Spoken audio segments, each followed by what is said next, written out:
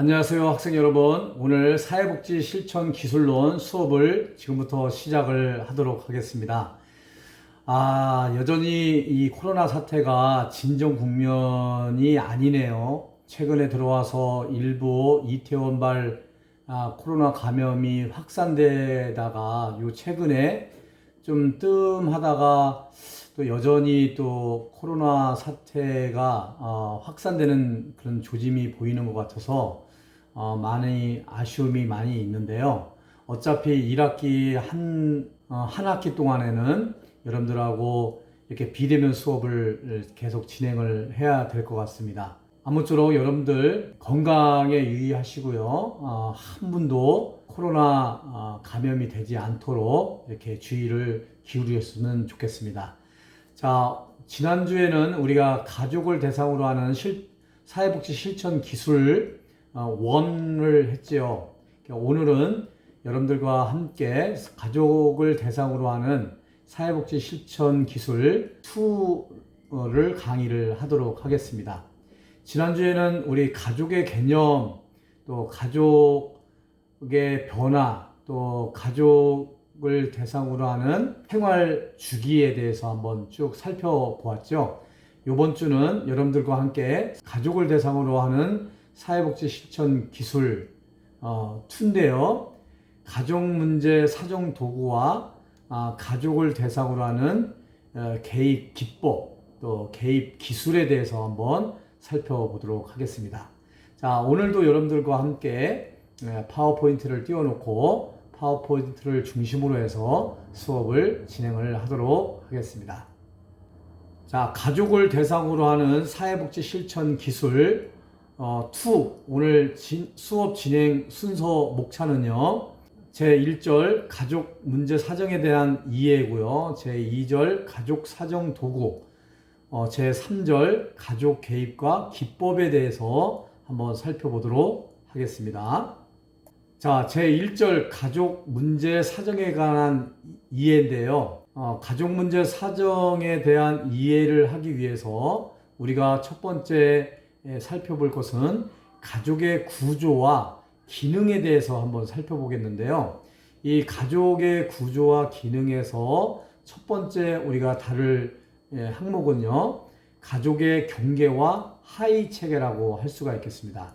자, 가족의 경계는요, 외부적으로 가족과 환경 체계를 구분하는 경계와 가족 내부적으로 가족 하위 체계 간, 또 가족 성원 간의 경계로 나누어서 이해를 할 수가 있겠습니다. 이 가족 경계라는 것은요, 경계가 있다라는 거죠.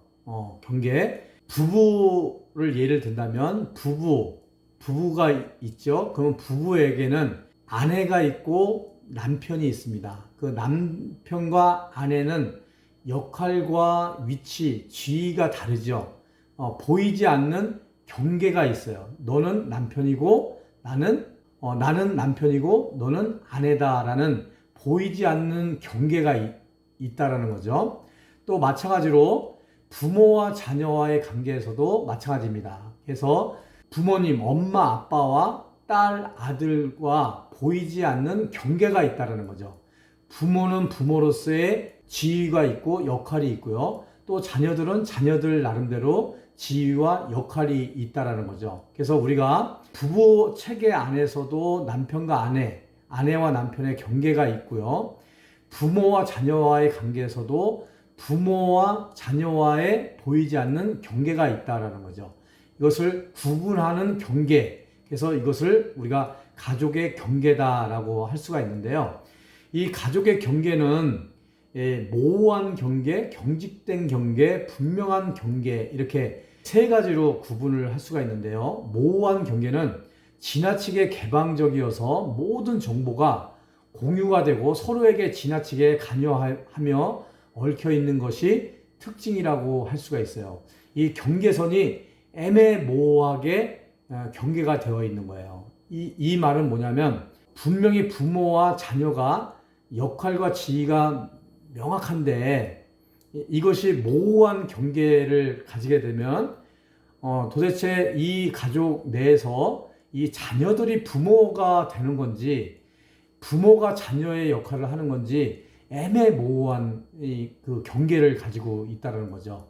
그리고 부모와 자녀는 명확한 그런 구분이 되어 있는데 이 경계선이 무너져 가지고 부모인지 자녀인지 이 가족인지 아닌지 너무나 개방이 돼 있다는 거죠. 그래서 적당한 경계가 있어야 되는데 이 모호한 경계는 너무나 개방이 되어 있다는 것이 특징이라고 할 수가 있겠고요.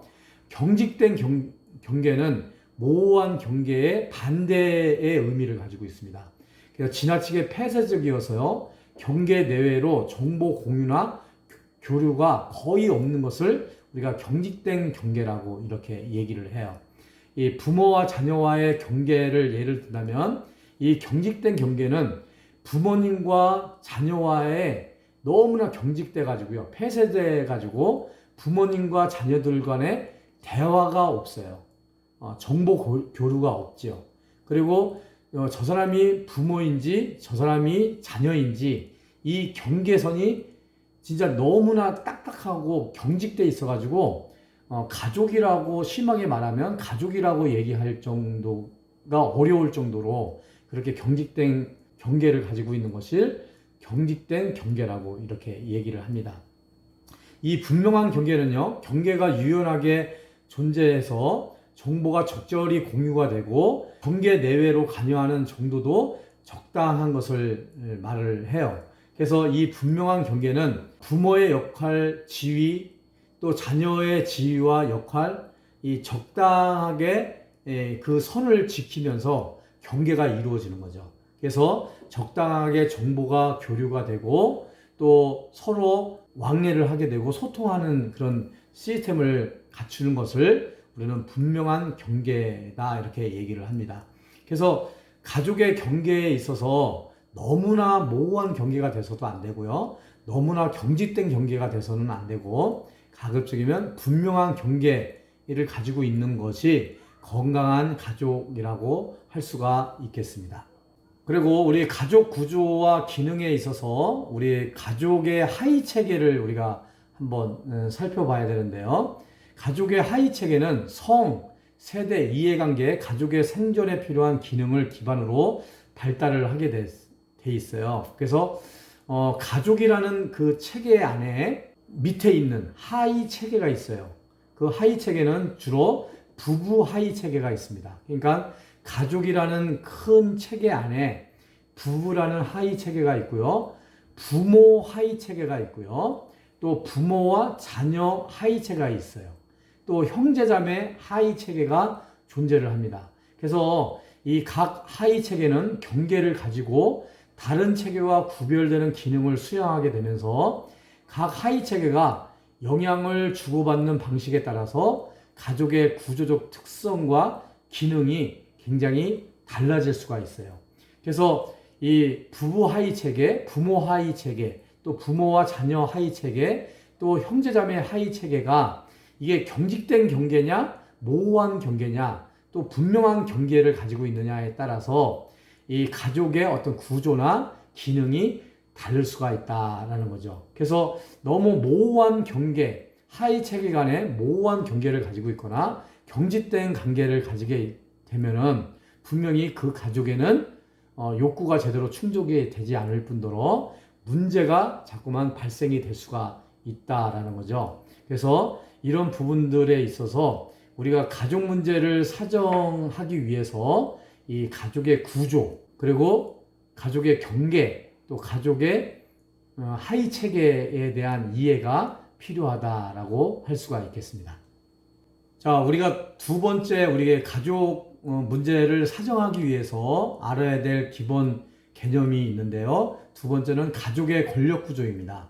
가족 권력이란 한 가족 성원이 다른 가족 성원에게 미치는 영향력을 의미를 해요. 일반적으로 가족 내의 다른 가족원의 욕구, 즉 말해서 경제적 욕구, 사회적 욕구, 애정, 사랑, 인정 등을 충족시킬 수 있는 자원을 많이 가지고 있는 가족일수록 권력이 더 많이 가지는 경향이 있어요.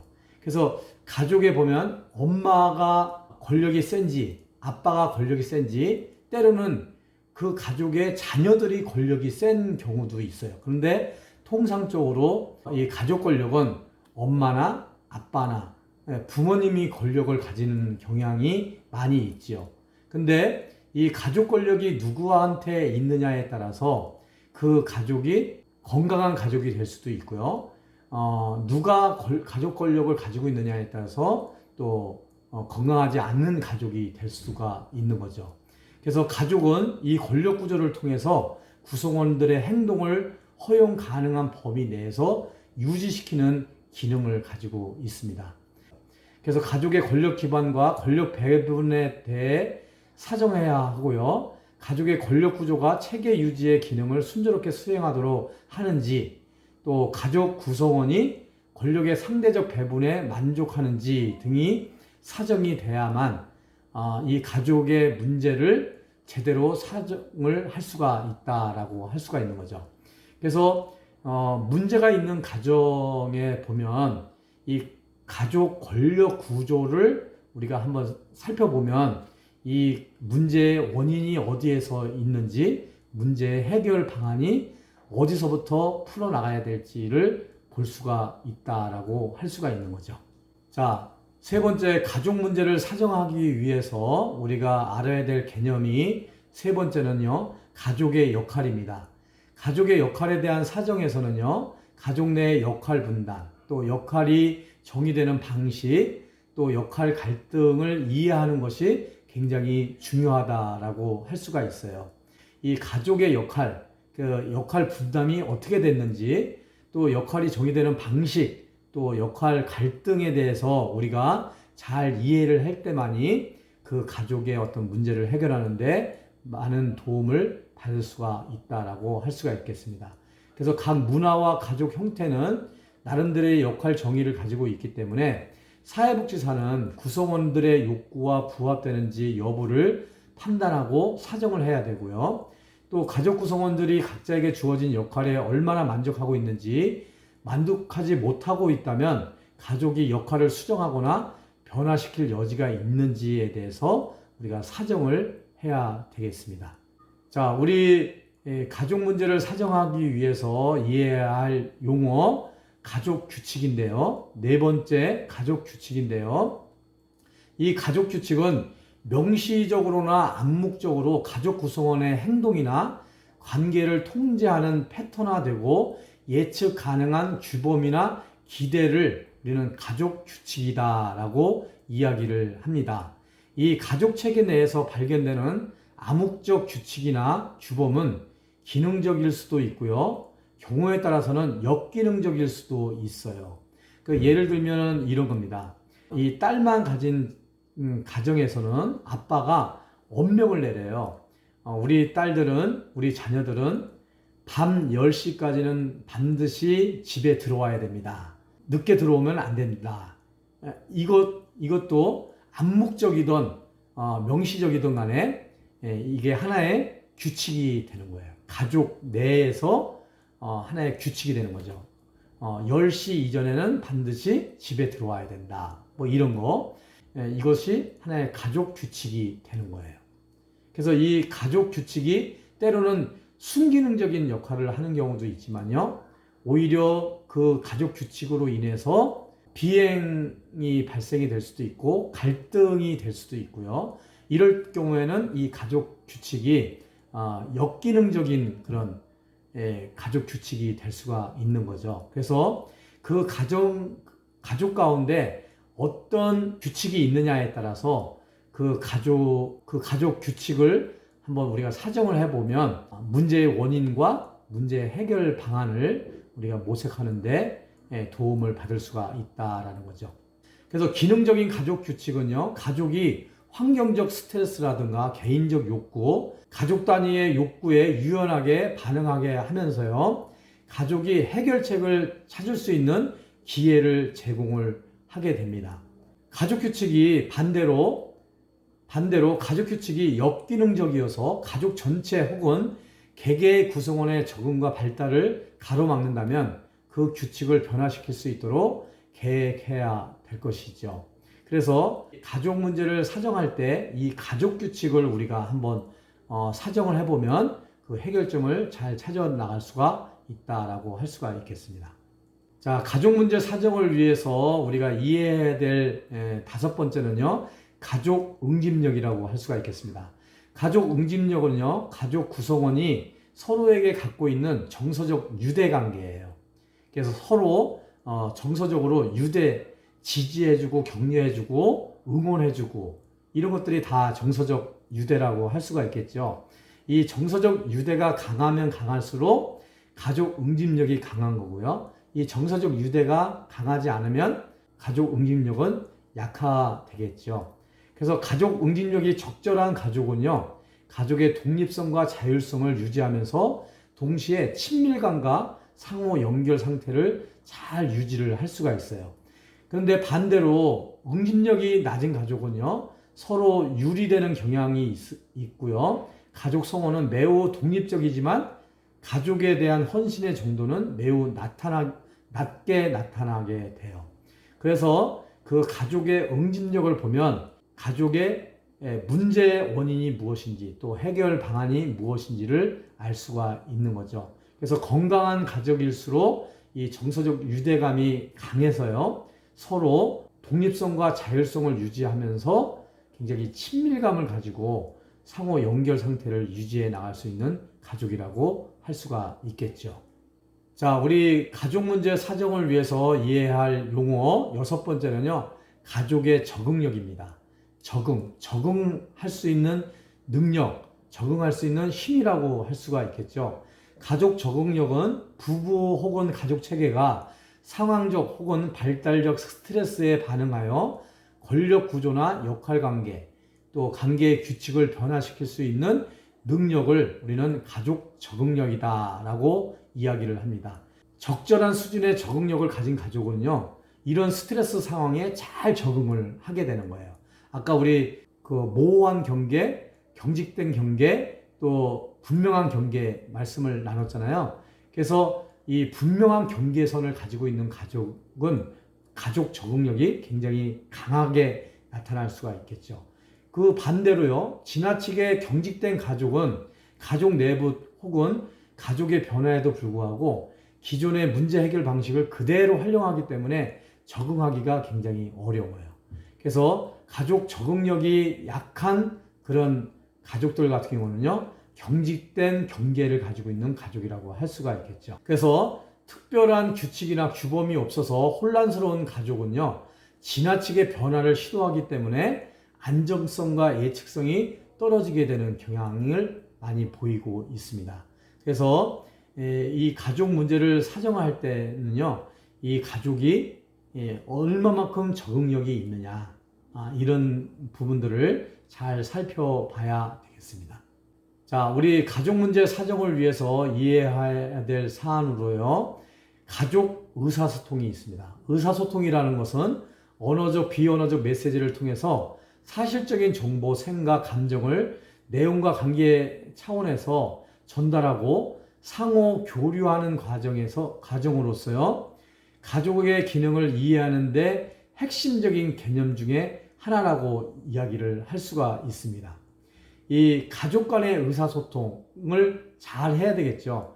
그래서 이 가족 간의 의사소통을 사정할 때는요, 의사소통의 일치성과 명확성, 또 수용성과 표현성 차원에서 사정을 해야 돼요.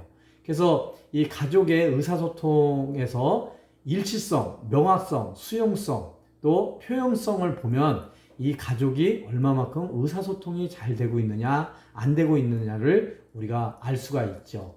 먼저 의사소통의 일치성이라는 것은요, 의사소통 시에 언어적 수준, 또 비언어적 수준, 또 상황적 수준에서 메시지가 일치하는지의 여부를 말하는 것이에요.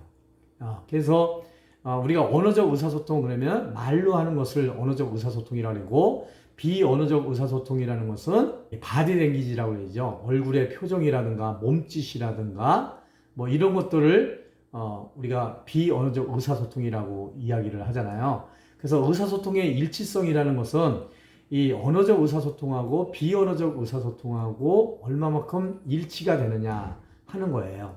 그러니까 예를 들어서 언어적으로는 나는 당신을 사랑합니다 이렇게 얘기를 하면서도 표정으로서는 아주 불쾌하고 째려보는 인상을 하면서 나는 사랑합니다 라고 이렇게 얘기한다 그러면 일치하지 않는 거죠. 이런 것들을 딱 보면 이 가족이 얼마만큼 의사소통에 있어서 일치성을 가지고 있느냐를 우리가 볼 수가 있는 거죠.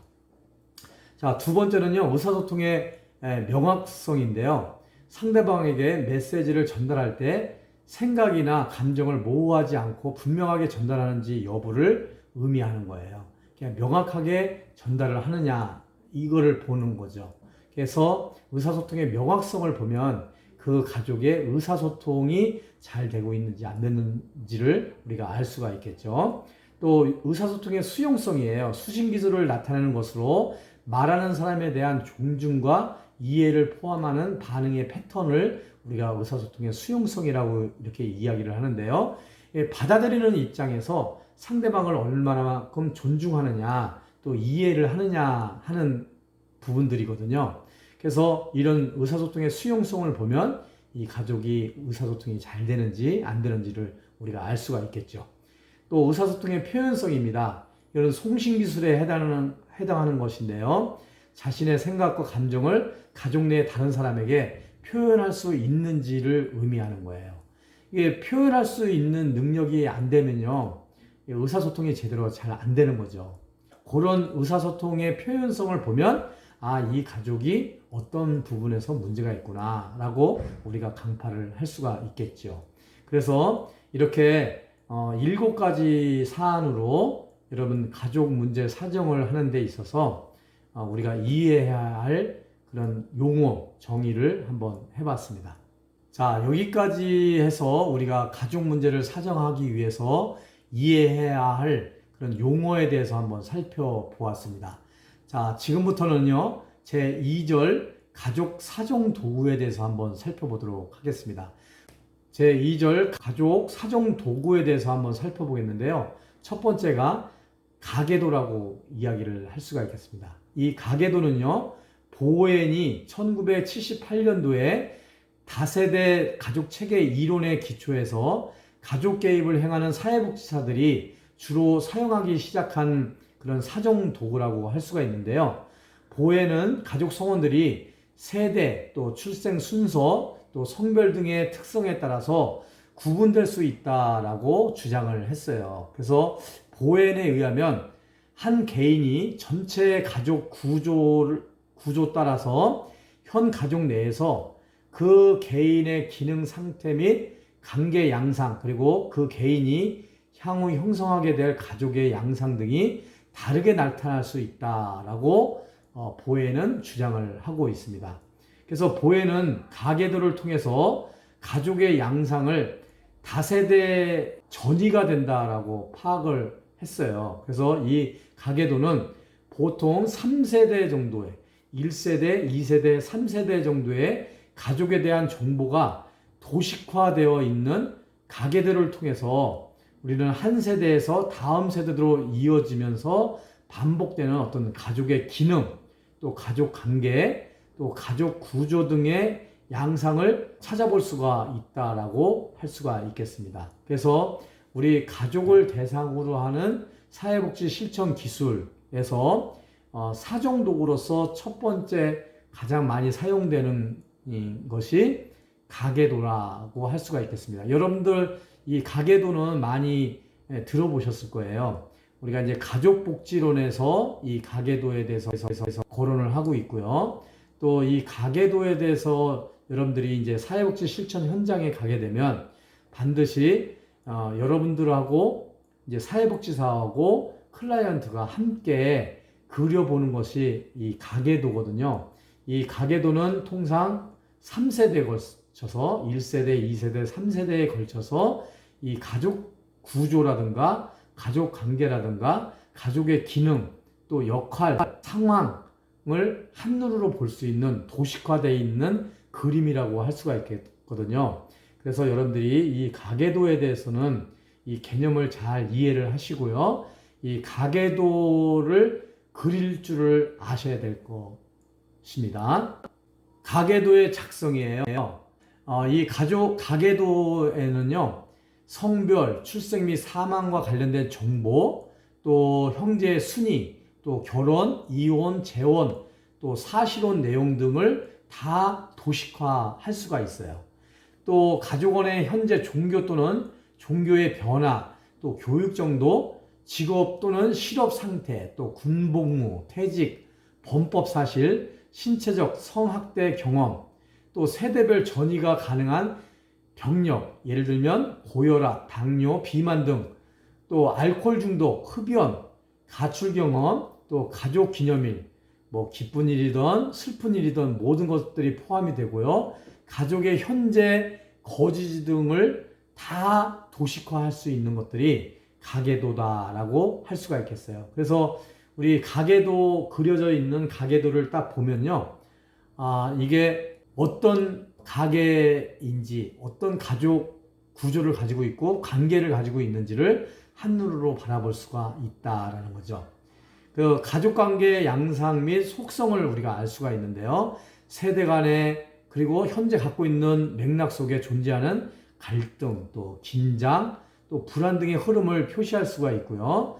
가족에 존재하는 정서적 융합 현상을 찾아내서 표시할 수가 있어요. 또 가족 내 하위 체계 간의 경계의 성격을 파악해서 표현할 수가 있고요. 가족 내의 삼각관계를 파악할 수 있는 것이 이 가계도라고 할 수가 있겠습니다.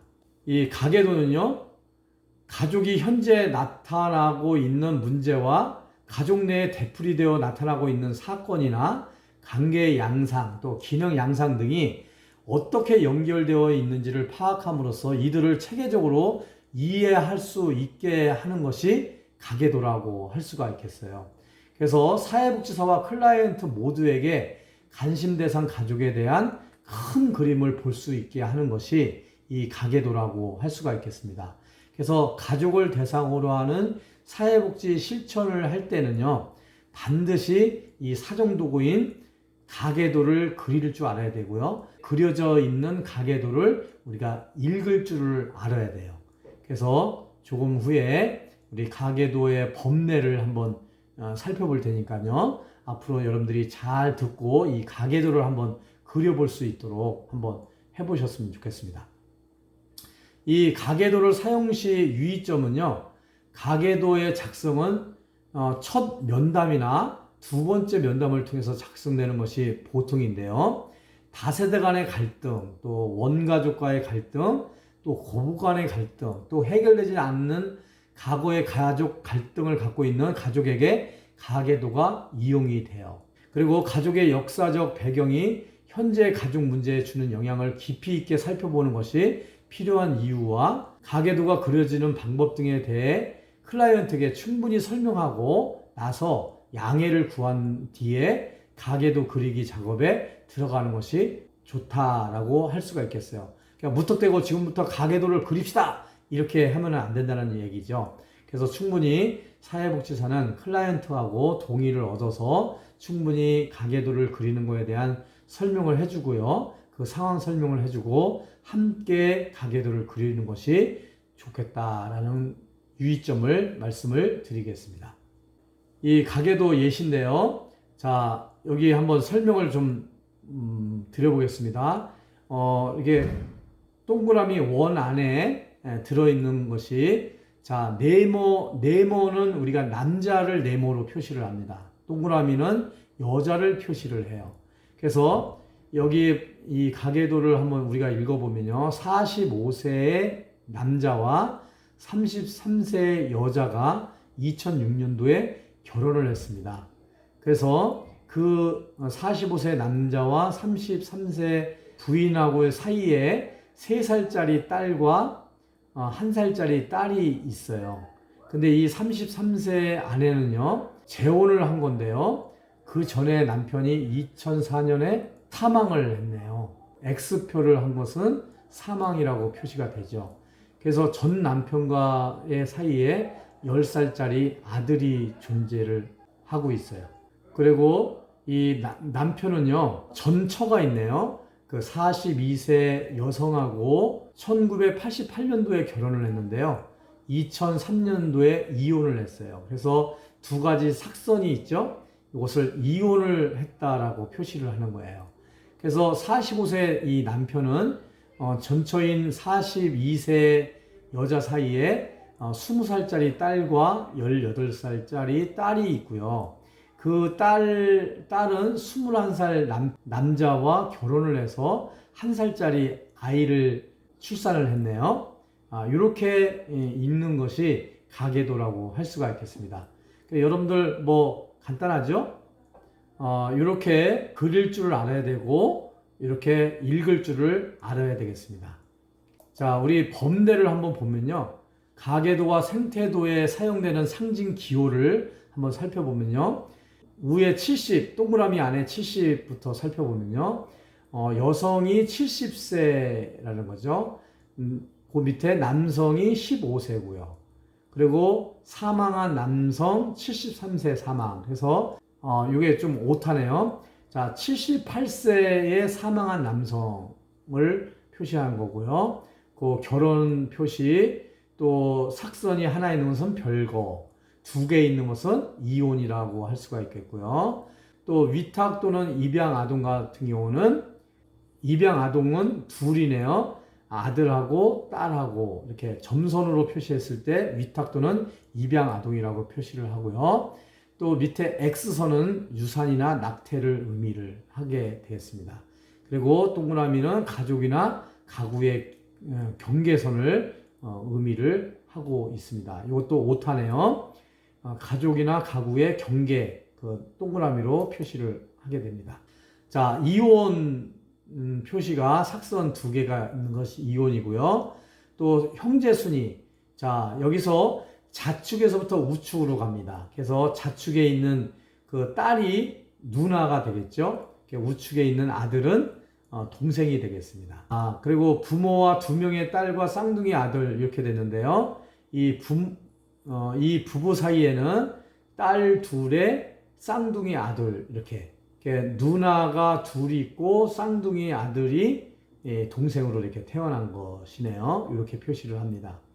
자, 위에 이제 매우 친밀한 관계는 3선으로 표시를 하고요. 단절된 관계는 이렇게 끊어진 거, 그 긍정적이고 지지적인 관계는 굵은 선으로, 또 이게 하살표 방향은 관계 주고받음을 표시를 하는데요. 양쪽에 하살표가 있으면 서로 주고받는 그런 관계고요. 한쪽으로만 있으면 일방적인 관계라고 할 수가 있겠습니다. 자, 이렇게 가계도를 그릴 줄도 알아야 되고 그려진 가계도를 우리가 사회복지사라면 읽을 줄도 알아야 되겠다라는 것을 말씀을 드리겠습니다. 자, 다음은 생태도인데요. 이 생태도는 가족체계의 생태적 사정이라는 것은 가족이 존재하는 사회 공간 속에서 가족체계가 어떤 위치와 상황에 있는가를 파악하는 것을 말하는데요. 가족 문제 해결을 위해서 사회복지적 개입에서도 가족 내부의 구성원의 변화뿐만 아니라 가족이 사회 속에서 갖고 있는 자원들을 발굴하고 연결해주는 역할들을 강조를 하고 있습니다.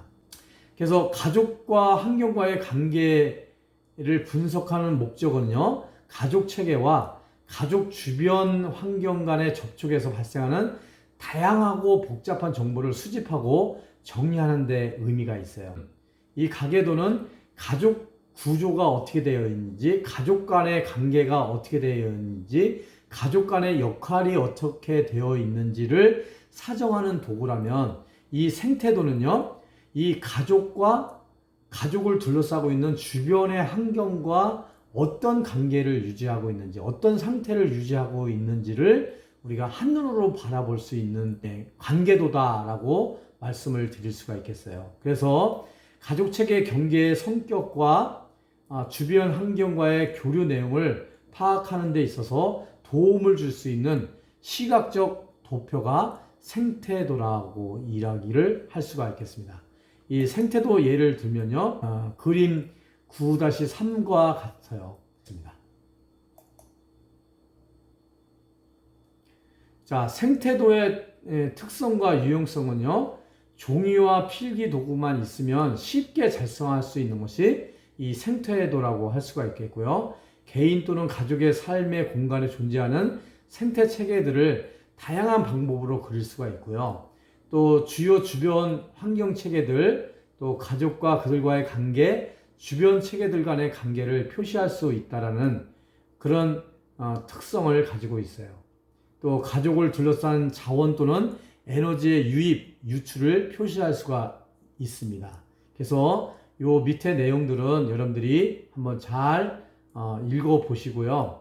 요 동영상은 멈춤으로 해서 읽어볼 수가 있으니까요. 이 생태도의 특성과 유용성은 여러분들이 더 자세히 한번 읽어보시기를 바라겠습니다. 자, 생태도의 작성법도요. 백지의 중앙에 가족 체계를 상정하는 큰 원을 그리고요.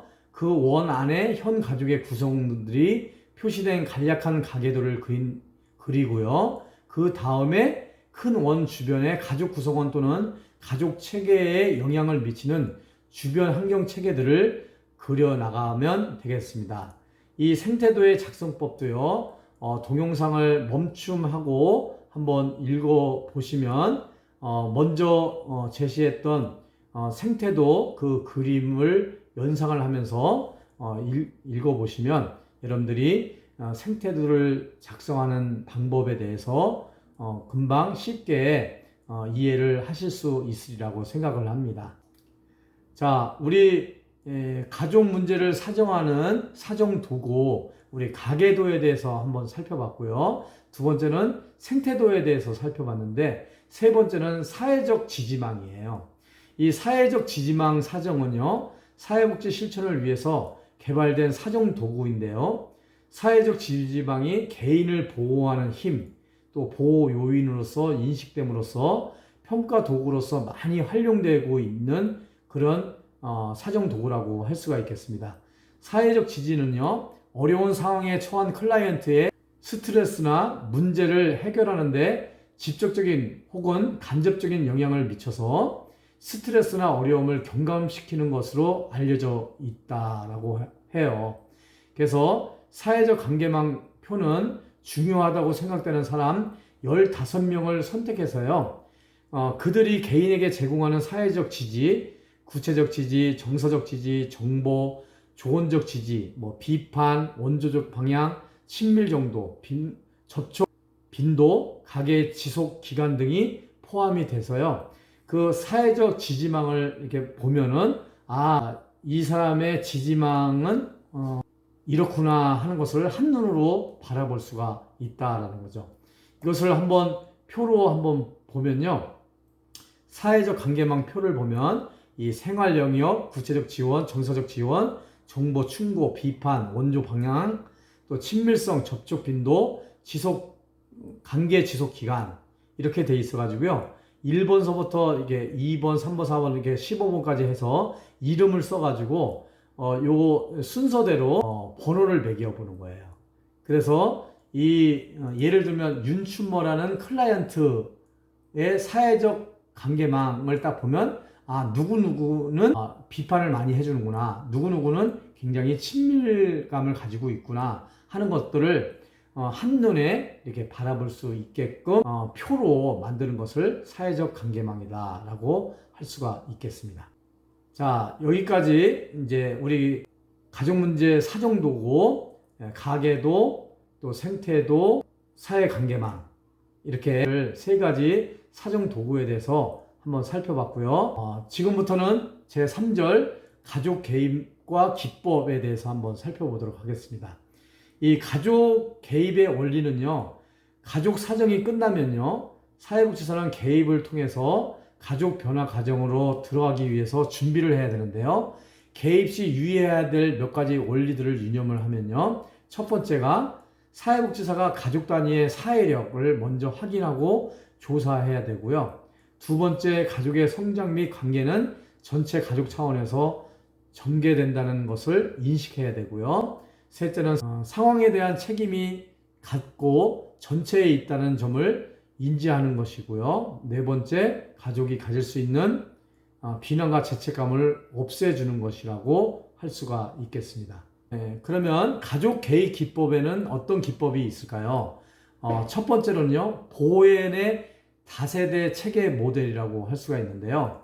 이 보엔의 다세대 체계 모델에서 삼각관계라는 것을 이야기를 하는데요. 이 삼각관계의 개념을 여러분들이 잘 이해를 하시면 좋겠습니다. 두 사람 간의 긴장이 야기될 때 주위 또는 가족 내에 가장 취약한 제3자를 끌어들이는 방법을 우리는 삼각관계라고 이야기를 해요. 그래서 두 가족원들의 감정 영역에서 제3자의 가족원을 분리시키는 과정을 우리가 탈삼각화라고 하는 거거든요. 그래서 보엔이 말하는 다세대 체계 모델에서는요, 이런 삼각관계를 탈피해서 탈삼각화를 시켜서 이 부부 싸움은 부부가 직접 제3자를 끌어들이지 않고 당사자 간에 그 문제를 해결할 수 있도록 우리 사회복지사들이 도와줘야 된다라고 하는 것이 이 탈삼각화라고 할 수가 있겠습니다. 그래서 사회복지사는 가계도를 이용해서 개인 가족 구성원이 자신의 핵가족 또는 학대가족 내에서 자신과 관련된 삼각관계를 인식하고 거기서부터 벗어날 수 있도록 도와줘야 한다는 거예요.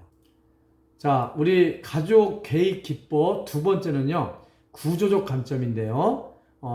구조적 관점의 첫 번째는 가족에게 합류하는 거예요. 사회복지사가 가족에 합류하는 거죠.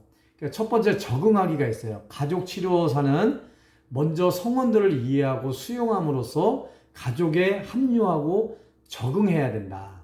그래서 사회복지사가 그 가족 문제를 해결하기 위해서는 사회복지사가 그 가족에 적응을 해야 된다라는 것을 말하는 것이 적응하기예요. 그러니까 추적하기는요, 가족이 어떻게 행동하는가, 또 어떤 방식으로 이야기하는가 등을 주의 깊게 관찰하고 그 과정을 따라가면서 정보를 수집하는 활동, 이것을 추적하기다라고 이야기를 하고요. 또 흉내내기는요, 가족들이 하는 언어 행위 및 기타 몸짓을 그대로 따라하는 것을 우리가 흉내내기라고 합니다.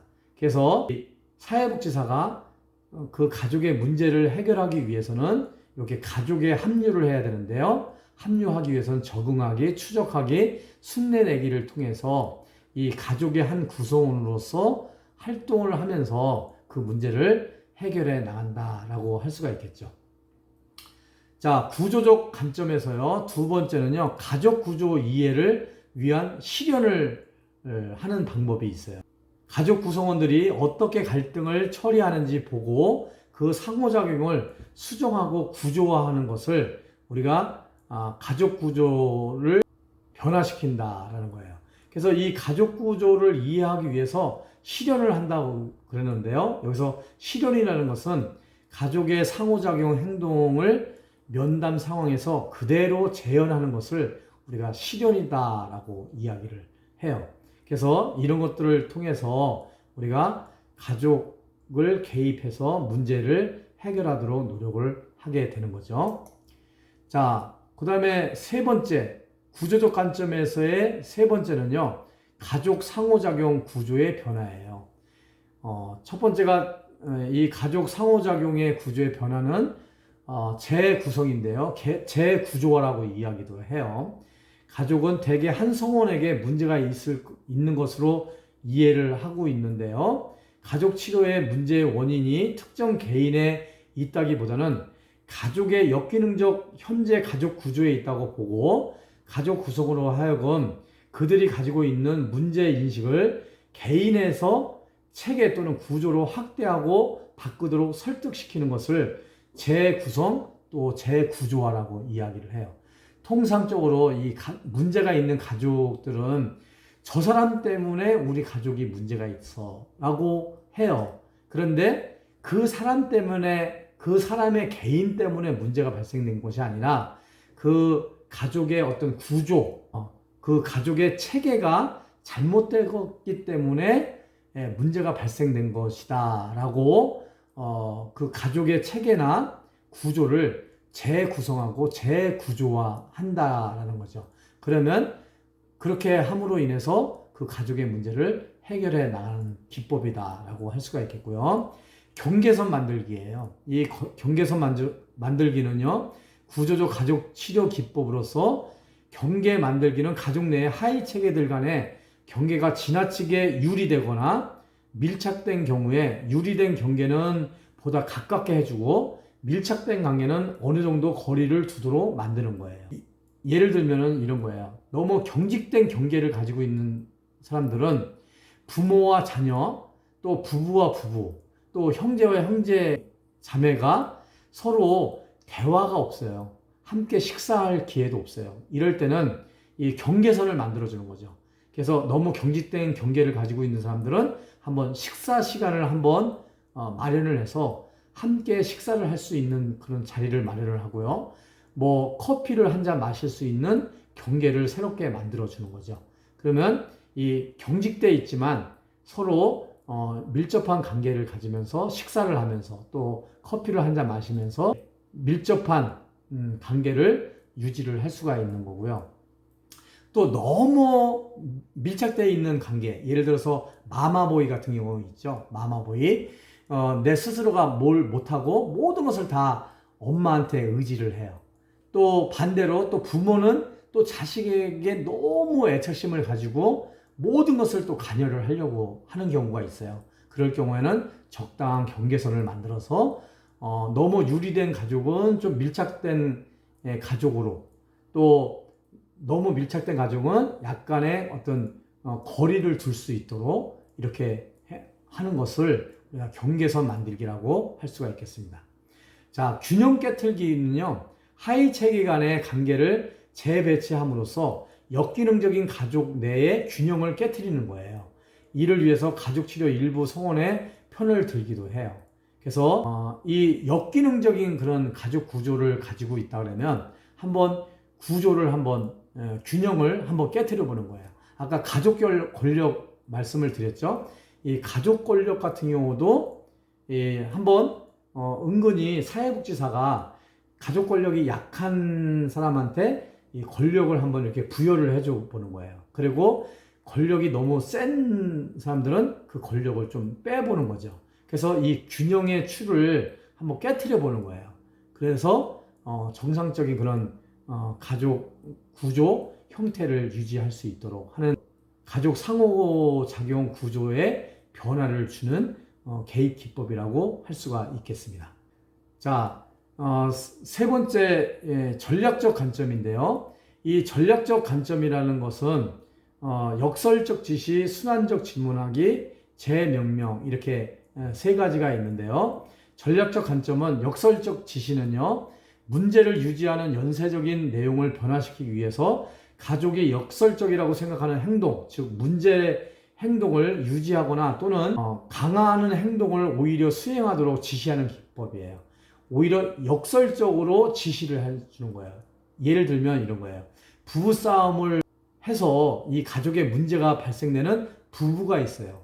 그러면 이 역설적 지시는 어떻게 하냐면 부부싸움을 자주 하니까 아주 그 부부싸움을 시간을 정해놓고 부부싸움을 하십시오라고 역설적으로 지시를 하는 거예요.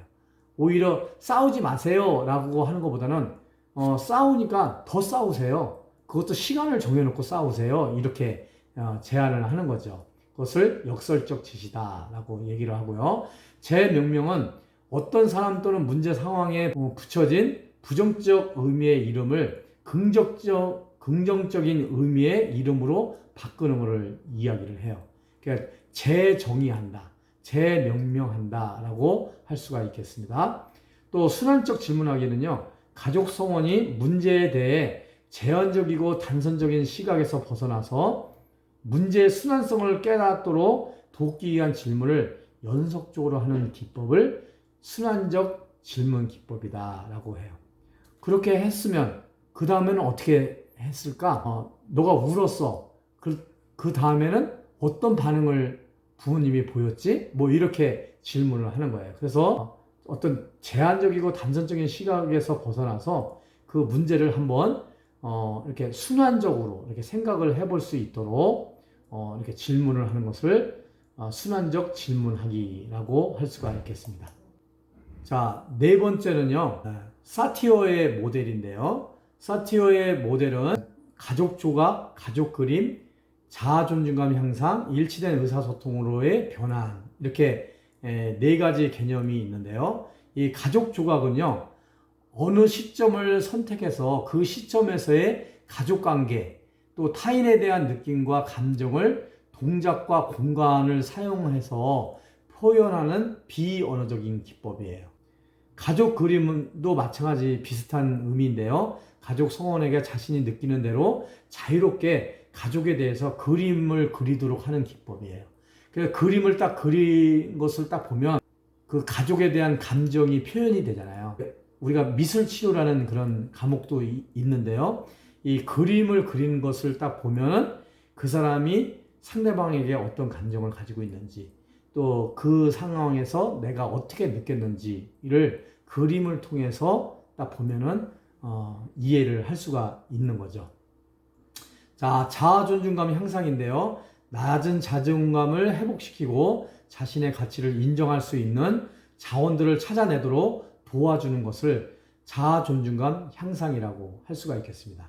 또 일치된 의사소통으로의 변환인데요. 언어적 메시지나 비언어적 메시지가 일치하는 것, 그러니까 일치성, 명확성, 수용성, 표현성. 그래서 아까 가족 간의 의사소통에 대해서 말씀을 드렸죠. 그래서 이런 일치된 의사소통이 될 수 있도록 일치성, 명확성, 수용성, 또 표현성, 아까 설명을 쭉 드렸어요. 이렇게 이런 네 가지 특성을 감안해서 의사소통이 원활하게 잘 진행이 될 수 있도록 해야 된다라는 것이 사티어가 말하는 모델 네 가지라고 얘기를 할 수가 있겠습니다. 가족 조각, 가족 그림, 자아 존중감 향상, 일치된 의사소통으로의 변화라고 이야기를 할 수가 있겠습니다.